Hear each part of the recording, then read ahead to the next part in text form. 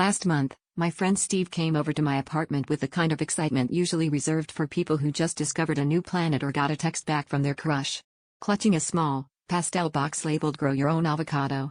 He explained he was determined to become one of those urban gardening folks on Instagram.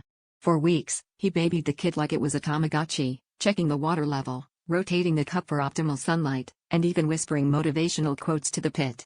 Meanwhile, I just watched, eating my store-bought guacamole and quietly questioning the sanity of spending $19.99 on what was essentially a glorified seed in a Dixie cup.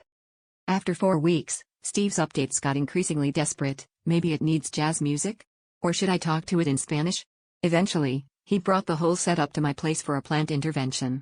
We pored over the instructions like it was a bomb defusal manual, but all we found was a single sad pit, suspended by toothpicks above a cup of tepid water, looking more like a failed science fair project than the beginning of a culinary miracle. I suggested maybe it was just a late bloomer, but Steve was convinced something sinister was afoot. Determined to crack the avocado code, Steve emailed the company.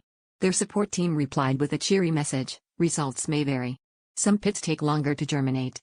Have patience and keep nurturing your kit. In a final act of hope, Steve even tried playing whale sounds and setting up a grow light, making his kitchen look like a cross between a spa and a crime scene.